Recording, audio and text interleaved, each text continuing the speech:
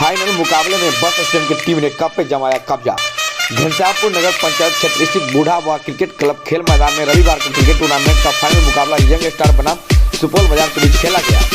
Young star की team ने toss जीतकर पहले बल्लेबाजी करने का निर्णय लिया। निर्धारित 18 ओवर में 10 विकेट खोकर 92 रन बनाए। जवाब में बस स्टैंड सुपौल की टीम ने 11 ओवर में इस मैच को 6 विकेट से जीत लिया। वही विजेता टीम को राजद नेता विनोद मिश्रा के हाथ से ट्रॉफी प्रदान किया गया। वही आज के man of the match Aamir को दिया गया, जिन्होंने कम गेंद में 39 रन बनाकर 2 विकेट लिए थे। मैच की न्याय के रूप में